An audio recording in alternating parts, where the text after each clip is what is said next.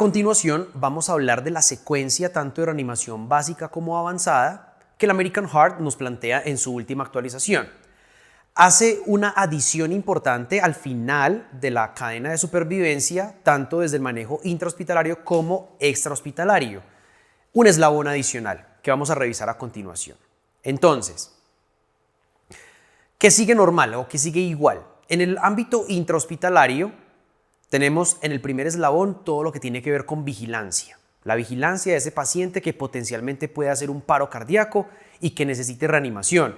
Prevenir ese escenario. Ese es el primer eslabón importante.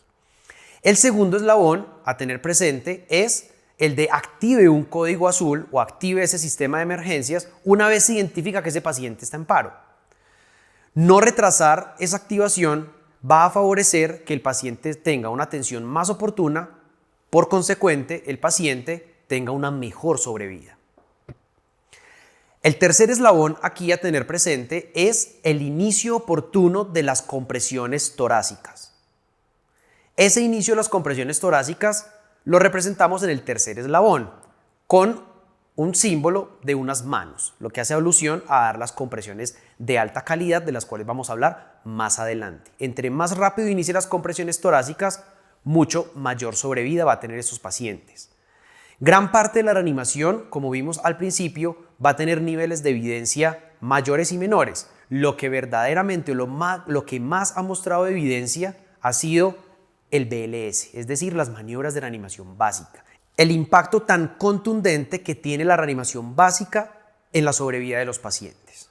El cuarto eslabón es el de la desfibrilación temprana. Entre más oportunamente yo hago una desfibrilación en un paciente, mayor sobrevida va a tener. Se hace mucho énfasis en que en el momento en que yo activo el código azul, obtengo el carro de paro con el desfibrilador. El quinto eslabón que nos habla de esta actualización, que es igual al que hemos tenido en los últimos años, se basa en los cuidados post-reanimación. Ya lo hemos mencionado.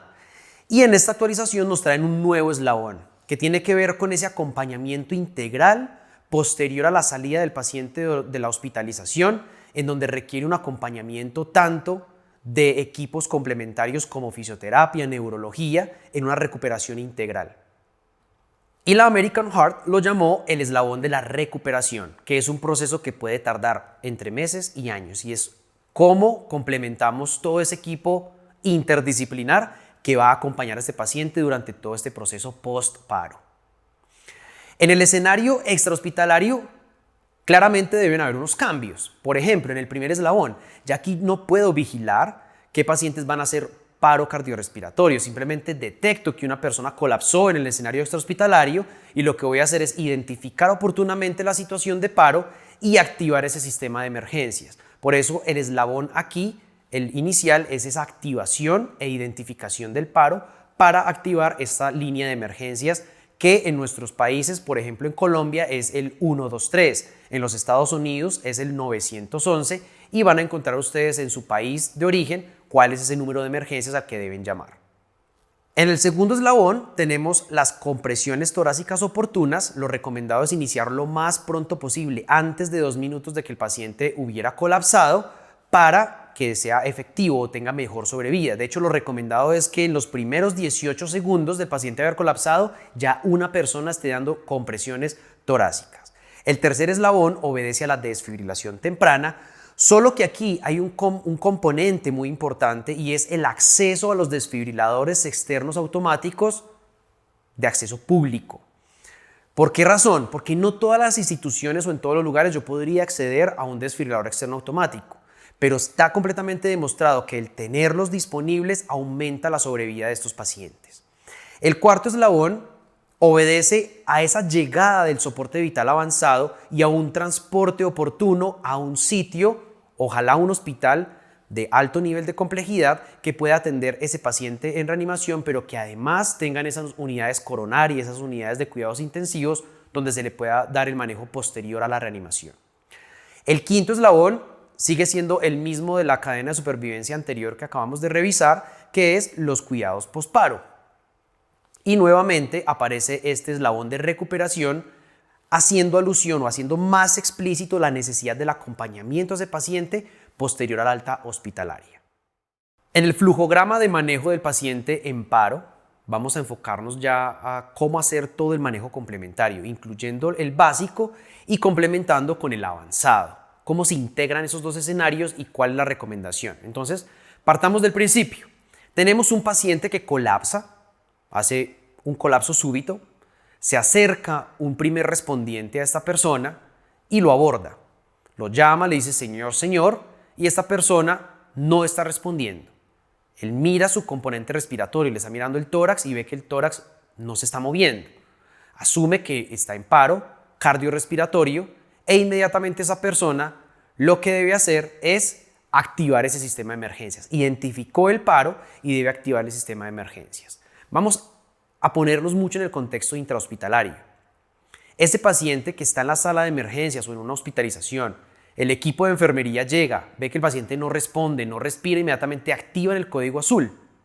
Mientras que el código azul llega, esta persona está haciendo un soporte, el soporte vital básico o inicial.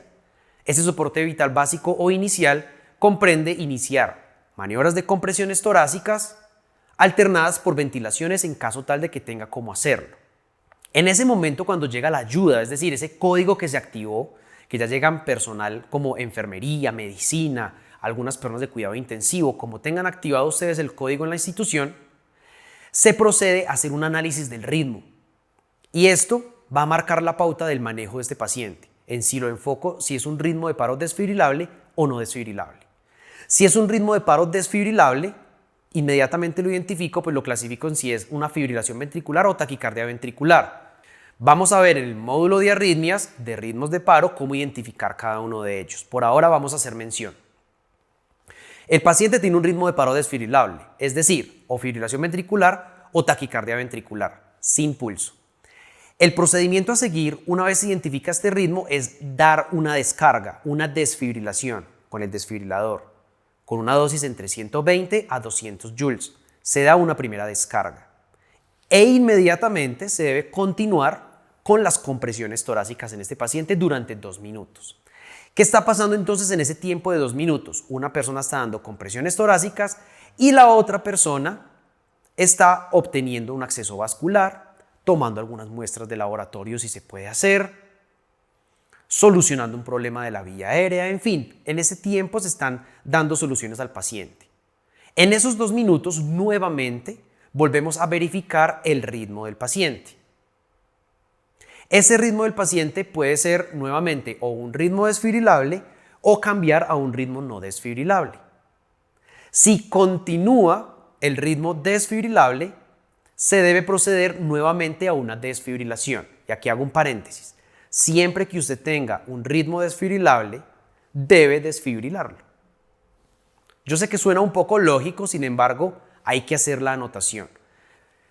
En este paciente que se le acaba de dar una segunda descarga, como ya en el escenario anterior de los 2 minutos de compresiones, el equipo de enfermería obtuvo el acceso vascular, se considera el uso de adrenalina. Recuerden que lo mencionábamos en los puntos destacados de la actualización, la recomendación de cuándo poner adrenalina en el paciente con un ritmo desfibrilable, y es después de la segunda descarga, por el riesgo proarrítmico. Se hace esta descarga, se le monta la adrenalina al paciente, se continúa con la RCP, con las compresiones torácicas. Y en todo ese momento se están buscando causas reversibles, que se las vamos a anexar al material complementario de este módulo. Esas causas reversibles son las H's y las T's. Luego de 2 minutos vuelvo a capturar el ritmo del paciente y pueden pasar 2 cosas. Que ese paciente continúe en un ritmo de paro desfibrilable o que cambie a un ritmo no desfibrilable.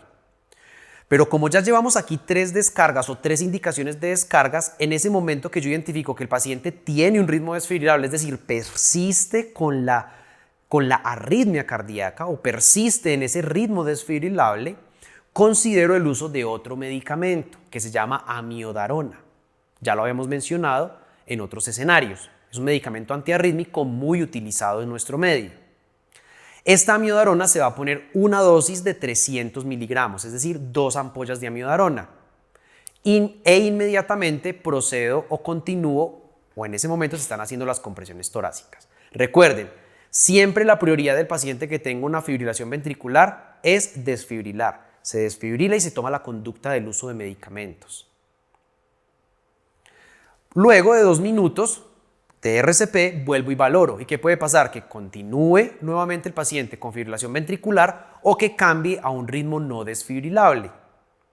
Si continúa con el ritmo desfibrilable, pues siempre que tenga una fibrilación o una taquicardia ventricular, recuerden, se debe desfibrilar. Y después de desfibrilar, se debe continuar la RCP.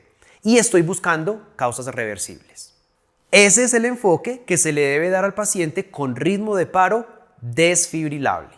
Ahora, vamos a ver el paciente que tiene un ritmo de paro no desfibrilable. Y aquí hay una anotación muy importante, algo que nos hace explícito el American Heart en esta actualización. Cuando yo hice el BLS, llego y capturo el ritmo del paciente y me doy cuenta que tiene un ritmo no desfibrilable, que son 2, o el paciente tiene una asistolia, que usualmente la vemos como una línea isoeléctrica en el monitor, o un ritmo de paro llamado actividad eléctrica sin pulso, que es cualquier actividad que no se parezca a las dos anteriores mencionadas, fibrilación o taquicardia ventricular. Si no se parece a eso, es una actividad eléctrica sin pulso. Lo vamos a ver en el contenido de arritmias cardíacas. ¿Qué hacemos entonces en ese momento? No se debe desfibrilar. Recuerden, no se desfibrila el paciente que tenga una asistolia o una actividad eléctrica sin pulso. Se encontró un aumento de la mortalidad en esos pacientes que se desfibrilaban. No hay necesidad de hacerlo. Pero aquí lo mandatorio, y nos lo pone el American Heart en un icono de una jeringa, es el uso inmediato de la adrenalina. Entre más oportunamente yo ponga la adrenalina en ese paciente, mejor. Se encontró mejores tasas de sobrevida en los pacientes en los que tenían ritmo no desfibrilable y oportunamente se ponía una dosis de adrenalina o la primera dosis de adrenalina. Recuerden que siempre la adrenalina que usted la quiera continuar se va a repetir en intervalos entre 3 a 5 minutos y no hay un límite de dosis. Se pone durante todo el escenario de la reanimación hasta que se considere detener la reanimación o el paciente salga del paro. ¿Qué sucede? Durante ese momento en que yo tomo la decisión de poner adrenalina, pues el equipo continúa la RCP, no se dio desfibrilación, eso es muy importante tenerlo presente, y en esos 2 minutos estamos haciendo medidas complementarias, estamos solucionando un problema de vía aérea, estamos buscando posibles causas reversibles como las H y las T, y estamos dando compresiones torácicas de alta calidad. ¿Qué son esas compresiones de alta calidad? Son compresiones que sean a una velocidad óptima entre 100 a 120 por minuto, que tengan una profundidad de al menos 5 o 6 centímetros de profundidad, que no se detengan esas compresiones, que no haya interrupciones entre compresiones, que no se esté hiperventilando al paciente. Y algo a tener presente es que se recomienda el cambio de reanimador cada 2 minutos o cada vez que la persona que está dando compresiones se canse, porque el cansancio físico del reanimador hace que la compresión no sea efectiva y aumenta la mortalidad del paciente o, en consecuencia, disminuye la tasa de sobrevida que él puede tener. A los 2 minutos, ¿qué hacemos? Nuevamente capturamos el ritmo y vamos a verificar. Siempre en estos flujogramas vamos a encontrar 2 opciones. O continúa igual o cambia a un ritmo desfibrilable. Si él cambia a un ritmo desfibrilable, pues cambiamos al flujograma que vimos anteriormente de ritmos desfibrilables. Pero si él continúa igual, es decir, continúa con un ritmo no desfibrilable, sea asistolia o actividad eléctrica sin pulso, persisten las compresiones y persisto buscando las causas reversibles. Voy a hacer un gran paréntesis aquí para finalizar, y es, la desfibrilación es tan importante al ritmo desfibrilable como las órdenes críticas a los ritmos no desfibrilables. ¿Y cuáles son entonces esas órdenes críticas? Adrenalina, recuerden que lo menciona y lo hace explícito el American Heart. Poner un bolo de líquidos en ese paciente entre 200 a 300 de solución salina o Hartmann. Eso es para descartar H's, en este caso hipovolemia. Tomar una glucometría del paciente siempre es importante, siempre, me ayuda a descartar muchas otras cosas. Desvestir por completo al paciente para buscarle posibles causas del paro y siempre iniciar compresiones torácicas oportunas. Esas son las órdenes críticas que debo manejar en el paciente con ritmo de paro no desfibrilable. Y aquí concluimos la actualización y lo que el American Heart nos define en los ritmos de paro, tanto no desfibrilables como desfibrilables. Vamos a ver en el módulo de arritmias cómo identificar cada uno de estos ritmos.